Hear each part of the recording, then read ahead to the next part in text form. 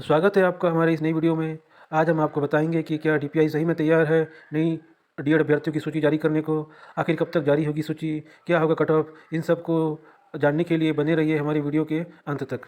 साथियों, आप सभी को ज्ञात होगा कि हाल ही में 6/11/2024 को डीएड अभ्यर्थी द्वारा लगाई गई कोर्ट ऑफ कंटेम्प्ट की याचिका की सुनवाई हुई, जिसमें कि हमारे माननीय हाई कोर्ट ने कहा कि सरकार और डीपीआई के पास कुल 21 दिन का समय है। इन 21 दिनों के भीतर डीपीआई और सरकार साथ में मिलकर नई अभ्यर्थियों की जो लिस्ट है उसको बनाकर कोर्ट के सामने पेश करें। तो अब बात करते हैं कि क्या सही में डीपीआई चाहता है कि नई लिस्ट बने और साथ ही साथ कब तक इसे जारी करेगा।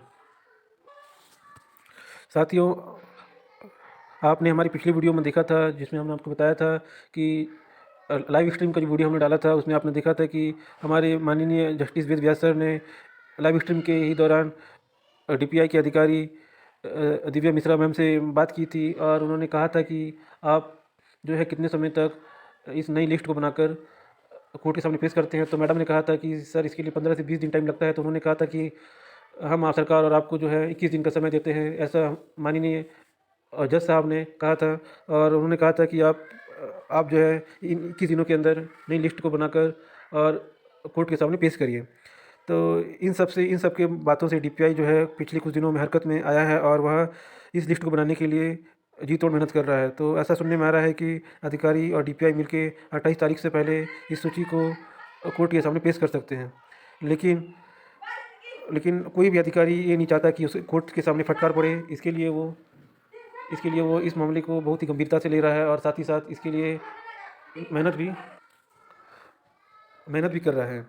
और साथियों, वो अधिकारी तो खासकर कोर्ट की फटकार नहीं करना चाहते जिन्होंने हाल ही में फटकार खाई हो। जैसा कि एक मामला सामने आ रहा है कि हाल ही में डीपीआई के अधिकारियों ने एक फटकार खाई है कोर्ट के, क्योंकि कोर्ट ने कहा था कि एक व्याख्याता के प्रमोशन में कुछ प्रॉब्लम आ रहा था। तो कोर्ट में जाकर उन्होंने सुनवाई की और सुनवाई के दौरान हाई कोर्ट ने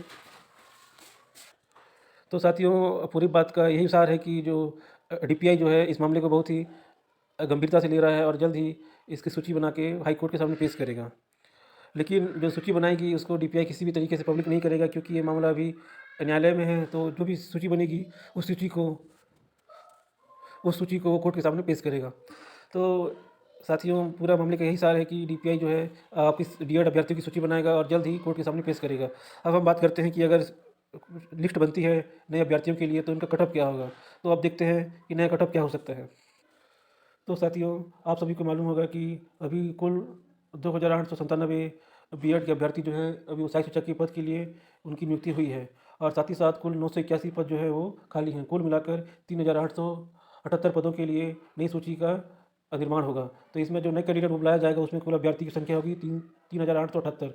तो हमारे अनुसार जो है कट ऑफ जो है जनरल के लिए जो रैंक है वो 4,000 तक जाएगा। अगर डीपीआई जो है 1:1 के लिए डीवीसी काउंसलिंग के लिए बुलाता है तो जनरल के लिए जिनका रैंक 4,000 के अंदर है वो इसके लिए पात्र होंगे। और साथ ही साथ ओबीसी वाले जिनका रैंक 8,000 के अंदर है वो, और एससी वाले जिनका रैंक 12,000 के अंदर है, और साथ ही साथ एसटी वाले जिनका रैंक 25,000 के अंदर है, वो लोग का ही इस सूची में नाम आएगा। ये कट ऑफ हम इसीलिए कम बता रहे हैं क्योंकि बहुत से अभ्यर्थी जो है डीएड अभ्यर्थी जो है वो ज्वाइनिंग ले चुके हैं जिनका रैंक अच्छा है। ये उन अभ्यर्थियों के इसमें जोड़ा जाएगा जिनकी जिनके स्थान पर अभी बीएड वाले जॉब कर रहे हैं। तो ये कट ऑफ जो है वो थोड़ा सा कम हम दिखा रहे हैं ताकि एक कट ऑफ सटीक रहे और इसमें दूसरे जो नए अभ्यर्थी हैं उनके उनके लिए कोई भी झूठी उम्मीद ना हो। इसीलिए अगर डीपीआई 1:3 के अनुसार बुलाता है डीवीसी और काउंसलिंग के लिए तो कट ऑफ थोड़ा सा बढ़ेगा, मतलब रैंक जो है उसका रेंज बढ़ेगा। तो जनरल के लिए जो रैंक रहेगा वो 8,000 ही हो सकता है, और ओबीसी के लिए जो रैंक रहेगा वो 12,000, एससी के लिए 18,000, एसटी के लिए 50,000 तक के अंदर वाले अभ्यर्थी ही इस सूची में आ सकते हैं अगर डीपीआई 1:3 के अनुसार बुलाता है। तो साथियों, ये कट ऑफ जो है हमने पोल करा के साथ ही साथ कईयों की राय लेके इसके बारे में हमने कट ऑफ निकाला है। और कट ऑफ निकालने का मेन जो मकसद था वो यही मकसद है कि जितने भी लोग इसके अंदर आ रहे हैं वो अपने डॉक्यूमेंट्स को अभी से ही तैयार करके रख लें, क्योंकि इतना तो फिक्स है कि डीएड वालों की आज नहीं तो कल ज्वाइनिंग होनी है। और ज्वाइनिंग होगी तो उनके लिए बहुत कम ही टाइम मिलेगा अपने डॉक्यूमेंट्स को सही और पूरा रखने के लिए। इसलिए हम आपको एक कट ऑफ बता रहे हैं ताकि इसके अंदर जितने भी लोग आ रहे हैं वो अपने डॉक्यूमेंट्स को सही रखिए, जितने भी सर्टिफिकेट हैं उसको बना के रखिए, क्योंकि अगर काउंसलिंग होती है तो बहुत कम ही टाइम मिलेगा और जिसके कारण बहुत सारे लोग छूट जाते हैं। हमारा मकसद यही है आपको होने वाली समस्याओं से बचाना। तो साथियों, ये था आज के वीडियो में कुछ महत्वपूर्ण महत्वपूर्ण अंश के बारे में हमने आपको बताया है। और आपको मालूम है कि 28 नवंबर को अगली सुनवाई होनी है, तो इसके संबंध में जो भी अपडेट आपको जानना है, वो जानने के लिए आप हमारी वीडियो को लाइक करिए, चैनल को सब्सक्राइब करिए और शेयर करिए। तो मिलते हैं नए वीडियो में, तब तक के लिए नमस्कार, जय हिंद।